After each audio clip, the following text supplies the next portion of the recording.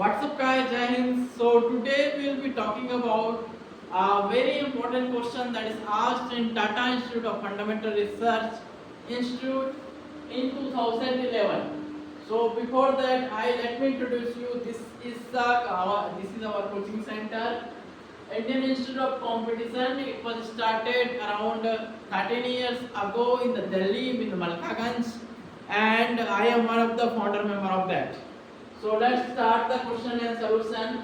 Let's read. Okay, the question. A high velocity missile traveling in horizontal line with a kinetic energy of 3.0 gigajoules. Okay, joules is the unit of energy. Okay, giga is a factor, 10 power factor. Okay, exploded in flight. वो flight में था और समझो ये missile है जो भी है ये एक्सप्लोड हो गया, फट गया बम की तरह। तो फटेगा तो दो पीसेस में डिवाइड हो जाएगा, A and B of equal mass. One of is a rise in straight line. Okay, उसका एक पीस स्ट्रेट लाइन में उड़ गया perpendicular to the original direction in which the missile was moving, and its kinetic energy is found to be 2.0 gigajoule. If gravity can be neglected for such high velocity projectile, it follows that other pieces be flew off in a direction and an angle with original direction of. Option A is 30 degree, option B is 45 degree, option C is 60 degree, option D is 33.24 decimal, that's a minute. Okay, मैं same question को हिंदी में repeat करता हूँ, English में ही बताता हूँ, समझाने की कोशिश करता हूँ। A high velocity missile traveling in horizontal line with a kinetic energy 3.0 gigavolt, ठीक है। एक बहुत ही तेज जाता हुआ मिसाइल था, ठीक है। वो हॉरिजॉन्टल लाइन में उसकी जो काइनेटिक एनर्जी थी 3.0 गीगाजूल्स, इतनी उसकी काइनेटिक एनर्जी थी। फिर suddenly explode in flight and breaks into two pieces A and B of equal of one of this A flies off in straight line and perpendicular to original direction in which missile was moving, its kinetic energy is found to be 2.0. वो फट गया, एक किसी direction में गया, एक दूसरे direction में गया। अब हमें क्या निकालना है, ग्रेविटी को यहाँ पे नेग्लेक्ट करना है, क्योंकि ग्रेविटेशनल फोर्स उस पर्टिकुलर हाई एनर्जी पे नेग्लेक्ट करना है। टेक्निकली नेग्लेक्ट तो नहीं करना चाहिए क्योंकि ग्रेविटेशनल फोर्स ही तो सब कुछ है, लेकिन हम यहाँ पे उसको नेग्लेक्ट करेंगे, ठीक है। और इस क्वेश्चन का आंसर ढूंढेंगे। पहले तो मैं बोलूँगा कि ये क्वेश्चन 2011 में आया था, TAFR में लिया था, और ये क्वेश्चन NITs IITs के entrance examination, jam, CSIR net, ये सब में पूछा जा सकता है, ठीक है। जेस्ट भी होता है, उसमें भी पूछा जा सकता है। जो CSIR नेट क्वालिफाई करना चाहते हैं उनके लिए भी ये क्वेश्चन है, जो जैम क्वालिफाई करना चाहते हैं उनके लिए भी ये क्वेश्चन है। तो क्वेश्चन एक बार फिर से लिख लो, मैं फिर से बता रहा हूँ। A high velocity missile traveling in a horizontal line with a kinetic energy 3.0 gigajoules explodes in flight and breaks into two pieces A and B of equal mass. One of these pieces A fly off in a straight line perpendicular to the direction in which missile was moving, and its kinetic energy is found to be 2.0 gigajoule. Okay, if gravity can be neglected for such high velocity projectile motion का पहला बात बताता हूँ, जो कि projectile motion मतलब anything which is sent in curve, जैसे कि पैराबोलिक पाथ बन रहा है वो प्रोजेक्टाइल है, हाइपरबोलिक भी एक प्रोजेक्टाइल हो सकता है, सर्कुलर कर्व में भी जा सकता है प्रोजेक्टाइल, जैसे सैटेलाइट्स घूमते हैं तो सैटेलाइट्स को हम इसी सेम प्रिंसिपल के थ्रू ही तो एक ऑर्बिट में स्टेबलाइज करते हैं। तो सेम प्रिंसिपल ही होता है, एक पार्ट नीचे आता है दूसरा पार्ट ऊपर जाता है, वो सर्कुलर पाथ बना लेता है। क्लासिकल मैकेनिक्स और क्वांटम मैकेनिक्स बहुत अच्छे से पढ़िएगा इस चीज को, ठीक है। लेकिन हम अभी ये क्वेश्चन सॉल्व करेंगे। So I assume you are note down. अब मैं आगे 20 का क्वेश्चन मिटाऊंगा। Option A, option B, option C, D सब नोट कर लीजिए, आप थोड़ा राफ्टिंग होगी और फिर से हम क्वेश्चन को कंप्लीट लिखेंगे लाइन स्ट्रेट लाइन तक, ठीक है।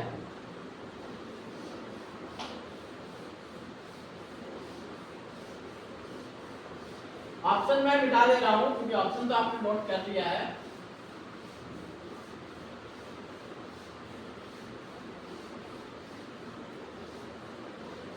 ऑप्शन में मिटा रहा हूँ, ठीक है, फिर ऑप्शन लिख देंगे क्वेश्चन आने के बाद, तो मैं तो सॉल्यूशन कराऊंगा ना इसका। पहले क्वेश्चन मुझे फिर से लिखने दीजिए जहां तक ब्रेक हुआ था। स्ट्रेट लाइन से था ना, परपेंडिकुलर लिखता हूं।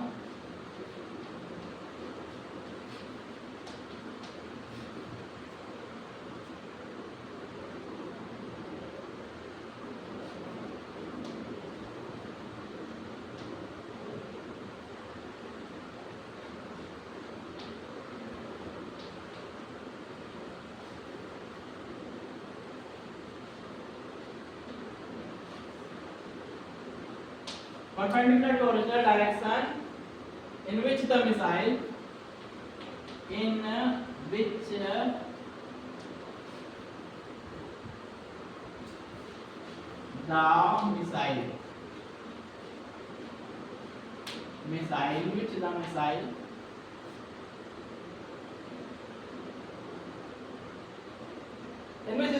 was moving.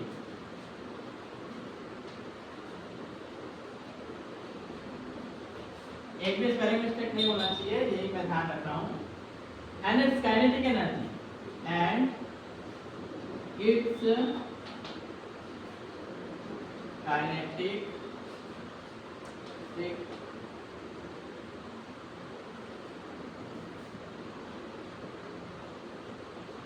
in its kinetic energy is found to be 2.0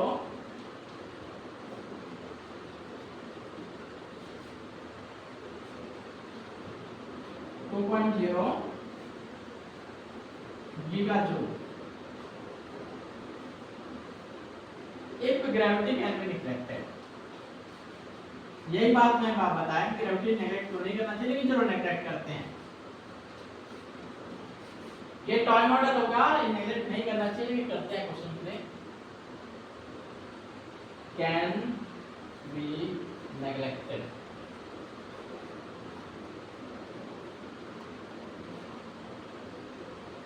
neglected for such high velocity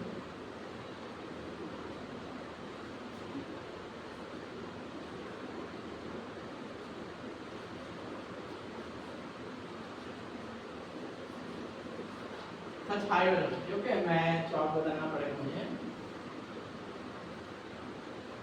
such high velocity projectiles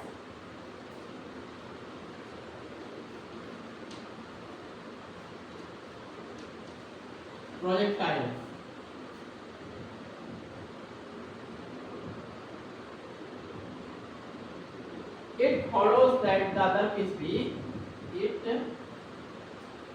follows that other piece B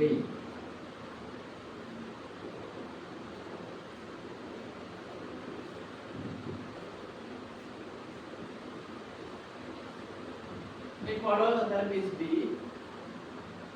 through off in a direction through off in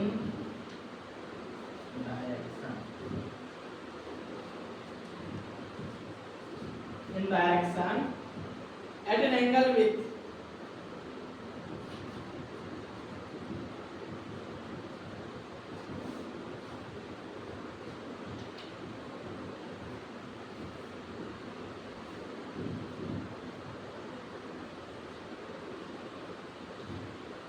at an angle with the original direction of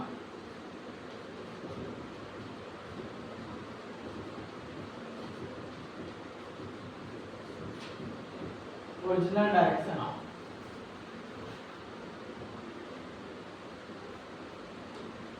sun.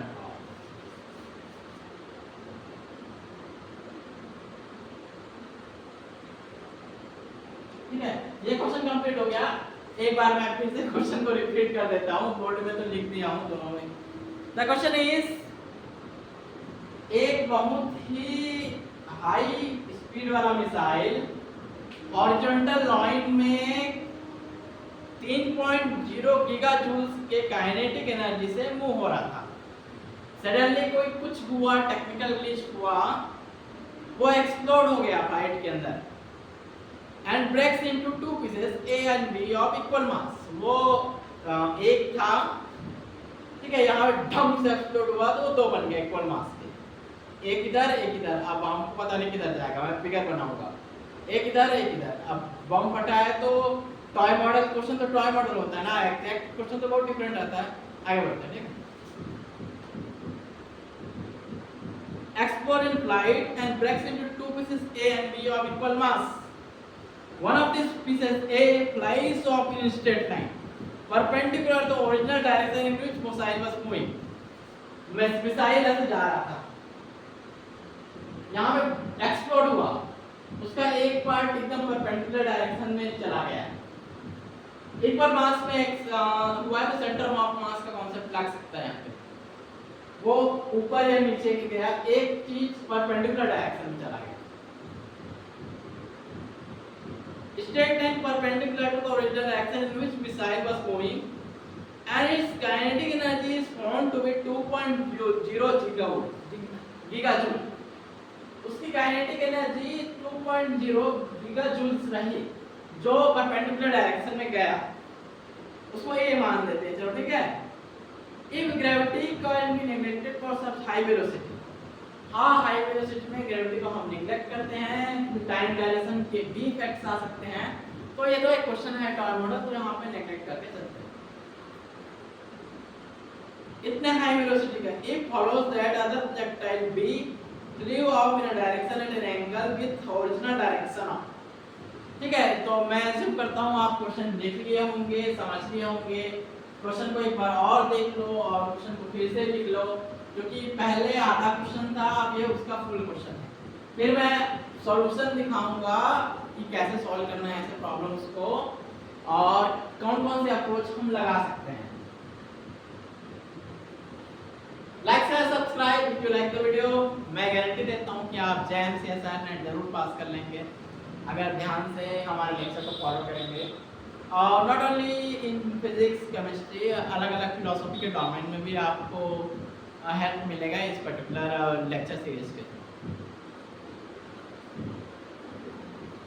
So I think आपने note कर लिया होगा, मैं इसके options लिखूंगा और solution लिखूंगा, ठीक है।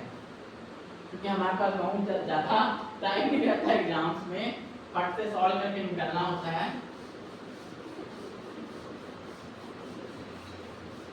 मैं ओरिजिनल आंसर लिखूंगा जो TIF ने प्रेस्क्राइब किया था। अपना बनाया हुआ आंसर तो मैं करेक्ट कर दूंगा, लेकिन मैं वही आंसर दूंगा जो रियल TIF द्वारा सिलेक्ट होकर आया और अप्रूव हुआ कि ये सही है ये गलत है।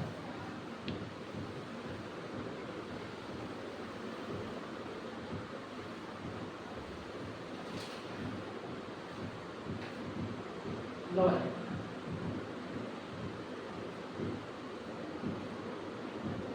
पहले तो डायग्राम बनाएंगे, ठीक है। डायग्राम सबसे इंपॉर्टेंट होता है। ये हॉरिजॉन्टल लाइन है ना, मूविंग ऑफ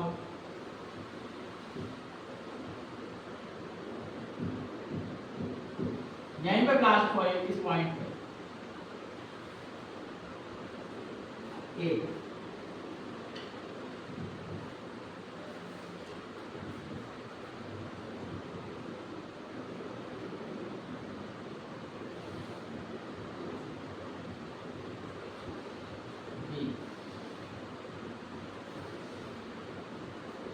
ये डायग्राम और इस थीटा का ही वैल्यू बताना है।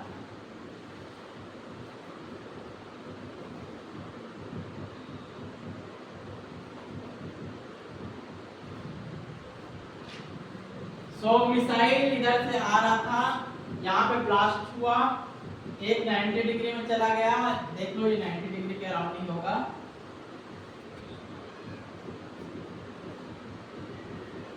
परपेंडिकुलर, ठीक है। हाँ, परपेंडिकुलर बहुत ही फेमस है। अगर आप मिर्जापुर देखोगे तो वो एक परपेंडिकुलर उसमें एक पर्सन था, तो काट देता था 90 डिग्री।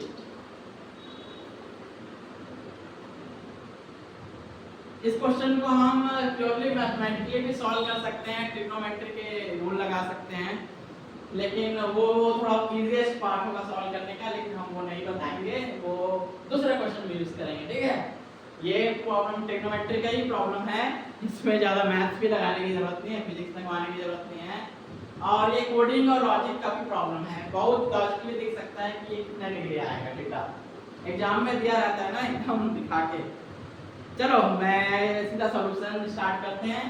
आई थिंक फिगर तो समझ में आ गया ना, फिगर कि एक ऐसे आ रहा था एक मिसाइल, यहाँ पे से वो यहाँ पे डम से एक्सप्लोड किया, एक डायरेक्शन में चला गया 90 डिग्री, दूसरा यहाँ तक पहुँच गया। अब हमको जो फाइंड करना है वो ये थीटा फाइंड करना है, ये वाला थीटा, ये थीटा की वैल्यू कितनी आएगी यही फाइंड करना है। और ये 90 डिग्री में पहले से इंफॉर्मेशन दे दिया है कि ये 90 डिग्री इस डायरेक्शन में चला गया, एक पार्टिकल ए, और ये तो ट्रिग्नोमेट्री एंगल है 90 डिग्री, तो मैं बोर्ड ड्रॉप कर देता हूँ।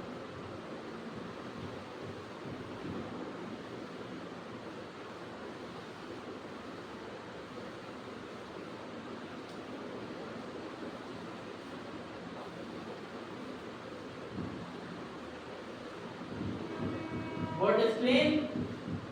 Now let me write the solution.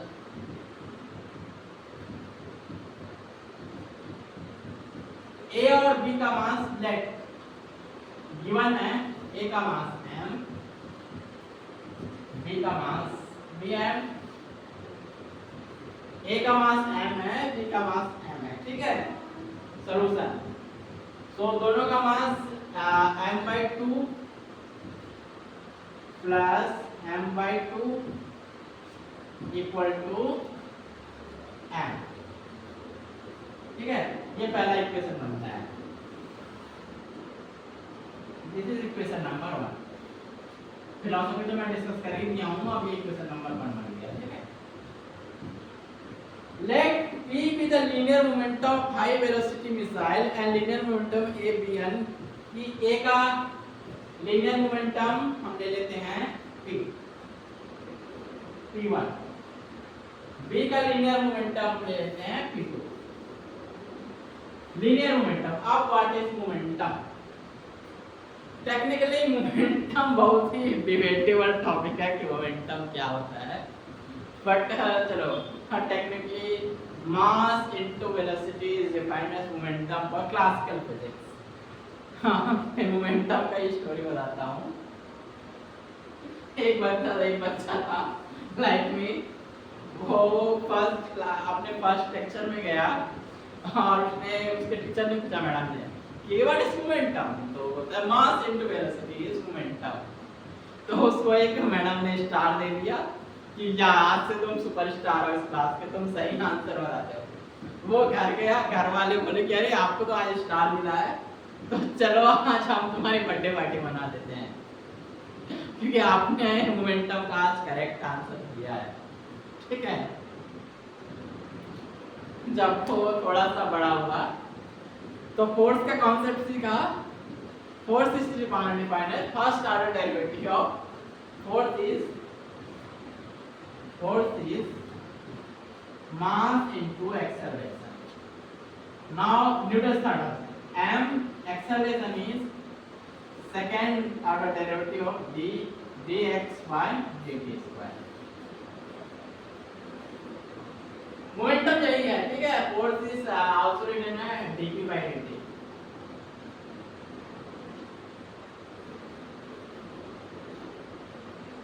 ये चेक कर लीजिएगा, थोड़ा सा मास का इधर उधर हेर फेर होगा। First order derivative of momentum is force. ये मैं आपको थोड़ा बता रहा हूँ, धीरे धीरे हम आगे बढ़ेंगे। क्वांटम मैकेनिक्स में मोमेंटम एक ऑपरेटर बन जाता है, और फिर स्ट्रिंग थ्योरी में मैट्रिक्स मैकेनिक्स में मोमेंटम एक मैट्रिक्स बन जाता है।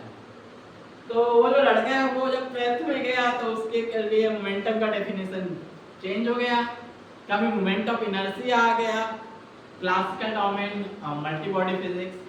तो वो बहुत फ्रस्ट्रेट हो गया, वो बोला कि यार ये तो बहुत धोखा हो गया, घर वाले ने पार्टी बना दिया, बर्थडे पार्टी, और अब तो मुझे मोमेंटम समझ में नहीं आ रहा 12th में। तो किसी तरह से वो 12th में पास कर लिया अच्छे से। फिर वो ग्रेजुएशन में गया, ग्रेजुएशन में फिर से मोमेंटम एक मोमेंट इनर्शिया मैट्रिक्स मिल गया उसको, फिर से उसने श्रोडिंगर देखा, वहां पे ऑपरेटर मिल गया। फिर वो स्ट्रिंग थ्योरी में घुस गया, क्वांटम फील्ड थ्योरी में, फिर से मोमेंटम का डेफिनेशन चेंज हो गया।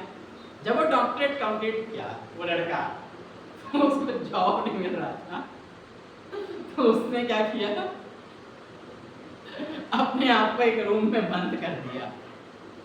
ठीक है, उसको जो नौकरी नहीं मिल रही ना, पीएचडी कर लिया, और वो अब टेक्नोलॉजी बनाना शुरू कर दिया ताकि वो लार्ज हैड्रॉन कोलाइडर को ही थोड़ा फाड़ के फेंक दे। जो एलएचसी है, लार्ज हैड्रॉन कोलाइडर, स्विट्जरलैंड में है, उसमें जाएगा वो और एक बटन दबाएगा और इस अर्थ को फ्रीज कर देगा। ये उसके लॉजिक में है कि ये मोमेंटम का डेफिनेशन 5वीं में कुछ पढ़ा रहे हो, 8वीं में कुछ पढ़ा रहे हो, ग्रेजुएशन में कुछ पढ़ा रहे हो, अब कॉलेज पीएचडी कर लिया हूँ तब भी अलग पढ़ा रहे हो, मुझे मोमेंटम तो अभी भी नहीं समझ में आ रहा है क्या मोमेंटम है।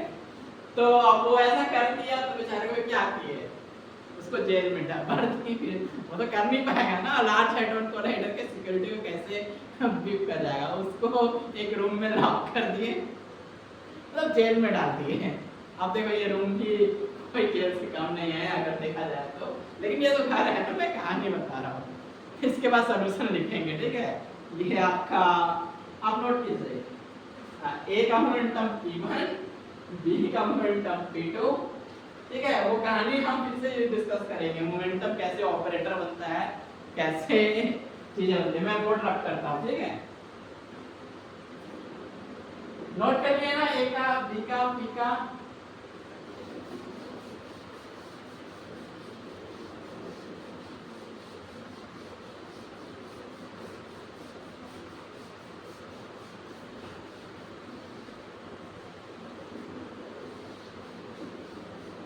पहला एनर्जी इक्वेशन आप लिख दिए थे ना, m1/2 प्लस m/2। अब P1 तो आपकी थोड़ी दिक्कत है, तो मैं डायग्राम छोटा सा बना देता हूँ। यहाँ पे डायग्राम तो हमेशा बनाना होना चाहिए। बी ए, ठीक है, मैं सीधा आप लिखता हूँ क्वेश्चन। फिर P1 तो अराउंड इसको x ले लीजिए, है ना, ये y हो जाएगा, या अपसाइड किसी भी डायरेक्शन में x y ले लो, आंसर का हमेशा डिग्री सेम ही आएगी। ठीक है, ये इसको माइनस x एक्सिस हो गया, ये माइनस y एक्सिस हो गया, ये माइनस y एक्सिस, और z एक्सिस का तो चर्चा हो ही नहीं रहा है, लेकिन z एक्सिस में भी उसके पार्टिकल्स जाएंगे। ठीक है, तो अराउंड px हमारी जो इक्वेशन बनेगी px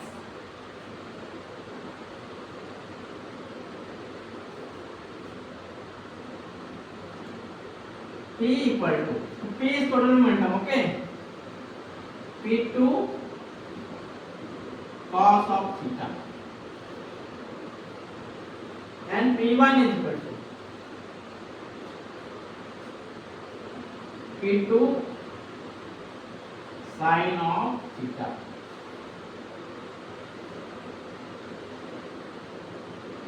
अब मैंने बताया था ना, ये क्वेश्चन ट्रिग्नोमेट्रिक है, tan theta equal to P1 by P।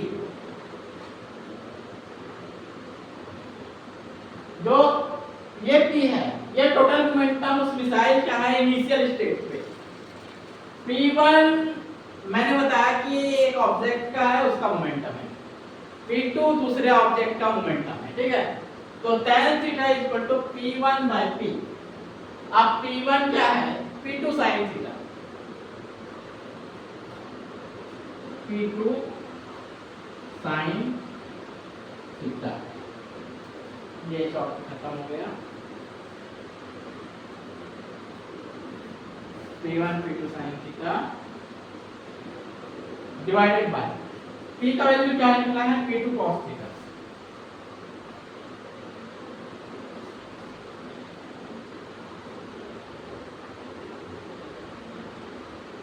P निकला है P2 cos theta, cos of theta. तो देखो P2 कैंसिल हो जाएगा। अब यहाँ पे जो आएगा, ठीक है। अब आप आगे बढ़ते हैं, कुछ मैथमेटिकल इक्वेशन लगाएंगे। यहां तक नोट कर लिए सब? यहां तक तो नोट कर लिए होंगे ना?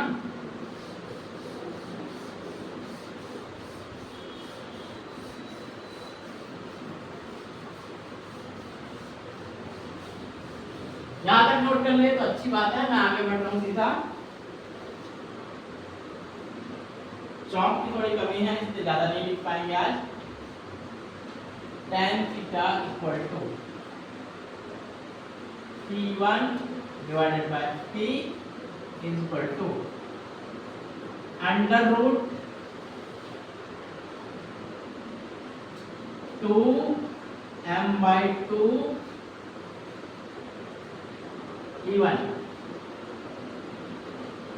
E1 kinetic energy of first particle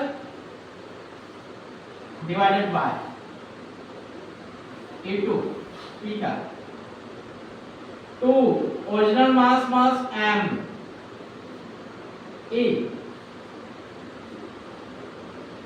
आप E1 रखिएगा, E रखिएगा। E energy of particle A, E1 is energy of particle A। This E is the energy of whole missile initial state. This m is the energy of missile at initial state। तो root two दोनों cancel, ये root इस root से cancel हो जाएगा। Root के अंदर 2 है तो 2 कैंसल हो जाएगा, m है तो m कैंसल हो जाएगा, ठीक है। तो बच के जो आएगा रूट तो हट जाएगा, ठीक है। और जो रिजल्ट आएगा वो आएगा अंडर रूट 2 डिवाइडेड बाय 2.3। इसका आंसर आएगा 1 बाय रूट 3। तो tan 1 बाय रूट 3 किसका होता है? याद करो, ट्रिग्नोमेट्री में tan 1 बाय रूट 3 किसका होता है? Theta will be equal to tan 1 by root 3 किसका होता है? याद करो, trigonometry sin 30 divided by cos 30, the answer will be 30। the answer will be 30। तो शुरू में जो ऑप्शन हम लिखे थे, फिर से वो ऑप्शन लिख देता हूं मैं, ठीक है, ताकि आपको क्वेश्चन याद करने में आसानी हो, क्वेश्चन खोजने में भी आसानी हो।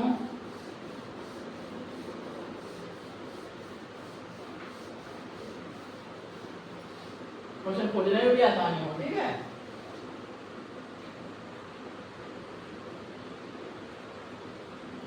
ये क्या था? 30 डिग्री। बी क्या था? 45 डिग्री। सी क्या था? 60 डिग्री। डी क्या था?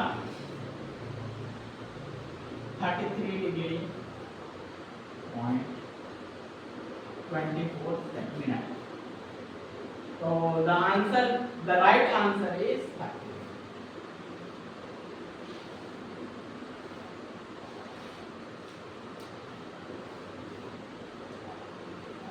ठीक है, इसमें कंजर्वेशन ऑफ मोमेंटम यूज किया गया है। So what is conservation of momentum? Suppose I am a particle, I am going with any speed and I got the accident, तो मैं और मेरे मोटर व्हीकल का जो मोमेंटम है वो हमेशा कंजर्व रहेगा। मोमेंटम हमेशा कंजर्व रहती है बॉडी की, चाहे कुछ भी हो जाए। दूसरा, काइनेटिक एनर्जी भी, of kinetic plus potential is equal to total energy. Kinetic energy plus potential energy is equal to total energy.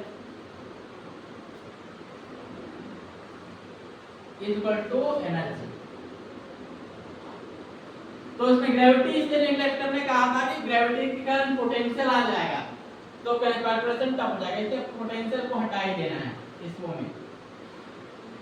Kinetic energy का फॉर्मूला क्या होता है? Half mv²।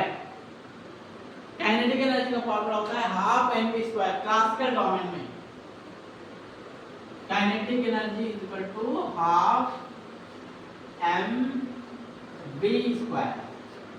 मोमेंटम वेलोसिटी से मिलता है, तो आप सब्स्टिट्यूट करोगे तो यही रिजल्ट आएगा। कंजर्वेशन ऑफ लीनियर मोमेंटम, एक एक्सिस पे लीनियर मोमेंटम हमेशा कंजर्व रहती है। 3 डायमेंशन में भी लीनियर मोमेंटम, जो 3 डायमेंशनल मोमेंटम होता है वो कंजर्व रहता है, लेकिन वो वेक्टर नोटेशन के साथ आएगा। तो ये सब यूज करोगे, डायग्राम देखोगे तो आंसर 30 डिग्री ही आएगा। जय हिंद, जय Bharat. Subscribe our channel, like our channel. I will be updating with you with good and very amazing questions. Today I started with Tata Institute of Fundamental Research. Tomorrow I will start, next lecture I will start with IIT JAM. Slow question, easy question. Okay, this was the toughest question in my notebook, so I took it. It is the first question. Next I will start with 12th JAM, IIT JAM. Okay, Jai Hind, Jai Bharat, and subscribe our channel Indian Institute of Competition, our coaching center. Jai Hind, Jai Bharat. धन्यवाद।